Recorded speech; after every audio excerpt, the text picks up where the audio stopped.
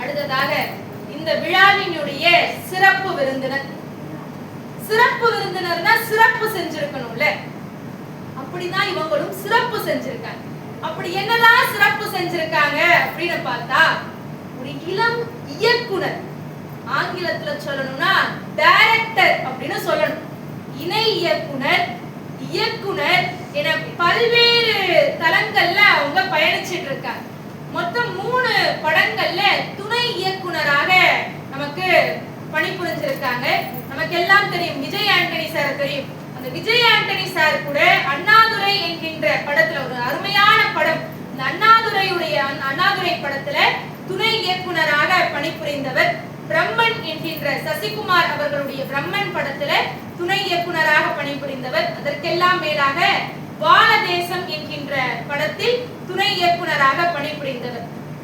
துணை இயக்குனர் மட்டும் சிறப்பு இல்லை, இணை இயக்குனர் இருக்காங்க பாத்தீங்களா, அதுவும் ஒரு சிறப்பு தான். அப்படிதான் யோகி பாபுனுடைய படத்துல மிஸ் மேகி என்று சொல்லக்கூடிய அந்த படத்துல இணை இயக்குனராக இருக்கக்கூடிய, வெறும் துணை இயக்குனரா இணை இயக்குனரான்னு பார்த்தா, அப்பா இயக்குனர் பாவங்க அப்படின்ற மாதிரி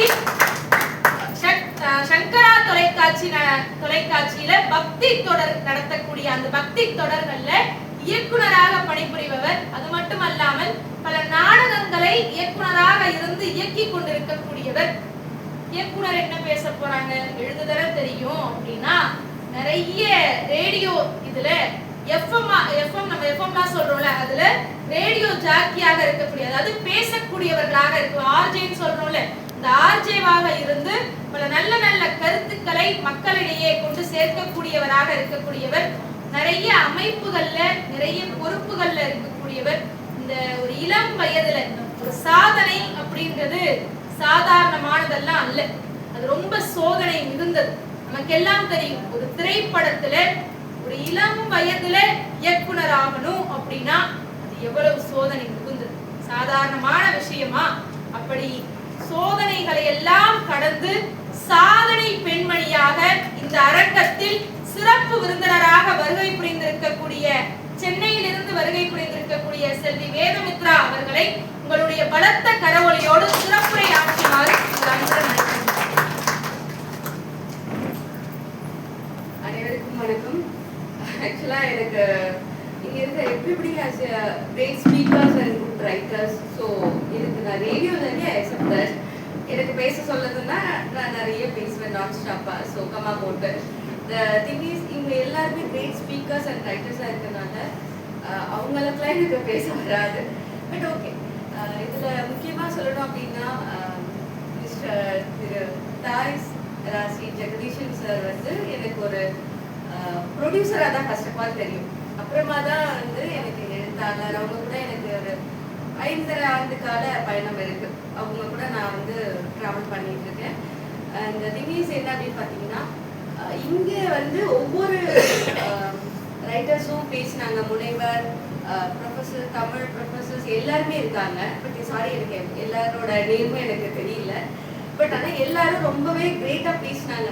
இந்த மெயினாக வந்து இந்த புத்தகங்களுடைய டைட்டில்ஸ், தலைப்புகள் வந்து ரொம்பவே யூனிக்கானது, ரொம்ப ரொம்ப ஆழமானது, அர்த்தமுள்ளதாக இருக்கு. இல்லை ஃபார் எக்ஸாம்பிள் சொல்லணும் அப்படின்னா, ஒரு இலை உதிர்ந்த இலை ஒன்று தன் கிளையை தேடுகிறது. இதுல வந்து பாத்தீங்கன்னா மெயினான நிறைய திங்ஸ் இருக்கு, இம்பார்ட்டன்ட் நிறைய உள்ளர்த்தங்கள் இருக்கு. அது அவங்கவுங்களுடைய பார்வையில் வரும். என் பார்வையில் அந்த அந்த வரிக்கான அர்த்தமா நான் என்ன பார்க்கிறோம் அப்படின்னா, இருக்கும்போது நம்ம எந்த ஒரு விஷயத்தையும் மதிக்கிறது இல்லை, அது போனதுக்கு அப்புறம் தான் அதோடைய சிறப்பை வந்து நம்ம தேடுவோம். அது இல்லையே அப்பதான் ஃபீல் பண்ணுவோம். இந்த மாதிரியான விஷயங்கள் நமக்கு தெரிய வரும். அதை தான் நான் வந்து அந்த வரிகள்ல நான் பார்த்தேன். ஒவ்வொருத்தருடைய பார்வையிலும் ஒவ்வொரு புத்தகங்களும் ஒவ்வொரு வரிகளும் வேறு ஒரு மாறுபட்ட கோணத்தை கொடுக்கும். நான் ஒரு பேசிக்கா எழுத்தாளர் தான். ஏன்னா எனக்கு ஃபர்ஸ்ட் ஒரு திரைப்படம் வரணும் அப்படின்னா அதுக்கு மேலே எழுத்து ரொம்பவே முக்கியம். புத்தகங்கள் நானும் வாசிப்பேன்னா வாசிச்சே இது வாசாதான் இருந்தது. ரைட் நோ வந்து ஐ ஸ்டாப். எல்லாமே எவ்ரிதிங் நான் ஸ்டாப் பண்ணி இருந்தேன், என்னோட ஸ்டோரி ரைட்டிங் எல்லாமே. பட் சமீபத்தில் சார் வந்து எனக்கு ஃபோன் பண்ணியிருந்தாங்க. இல்லை நீங்கள் ரொம்ப நாளாக நிறைய ஃபங்க்ஷன்ஸ் கூப்பிடும்போது என்னால் வர முடியாத சூழ்நிலைகள் இருந்தது. பட் இந்த தடவை வந்து ஓகே நம்மளும் இருக்கும், கண்டிப்பாக ரொம்ப நாளாக கூப்பிட்றதுனால போகாமலே இருக்குமே, கண்டிப்பாக போகலாம் அப்படின்றதுக்காக சரி ஓகே அப்படின்னு வந்தேன். ஆனா இங்க வந்ததுக்கு அப்புறம் நான் சில முடிவுகளை எடுத்திருக்கேன். என்னன்னா நான் எதை ஸ்டாப் பண்ணி என்னோட ரைட்டிங்கை ஸ்டாப் பண்ணி வச்சிருந்தேன். So again I want to start. அது வந்து எனக்கு இங்க ஒரு விஷயமா எனக்கு ரொம்ப பாசிட்டிவ் எனர்ஜியை வந்து கொடுத்ததா நான் ரொம்பவே ஃபீல் பண்றேன். அந்த ஒரு விஷயம் வந்து எனக்கு கிடைச்சிருக்கு. ஏன்னா இப்படி நம்ம நிறைய இடத்துக்கு வெளியில வரணும், நிறைய மனிதர்களை மீட் பண்ணும்போது தான் நமக்குள்ள சில விஷயங்கள், நமக்குள்ள ஒரு மாற்றங்கள் ஏற்படும் அப்படிங்கிறதுக்கு இந்த ஒரு நிகழ்வு வந்து நான் ஒரு பெஸ்ட் உதாரணமா நான் பார்க்கிறேன். எல்லோரும் நிச்சயமா புத்தகங்கள் வாசிக்கணும். அதை கண்டிப்பா படிச்சுட்டு அதை வந்து லைஃப்ல அப்ளை பண்ணும்போது நிச்சயமா லைஃப்ல நிறைய மாற்றங்கள் நடக்கும். அதுக்கு முக்கியமா நம்ம வந்து எழுதுறது, படிக்கிறது. நம்மளால எழுத முடியலனாலும் புத்தகங்களை வாசிக்கணும் அப்படிங்கிறது தான் என்னுடைய ரெக்வஸ்ட். Thank you so much.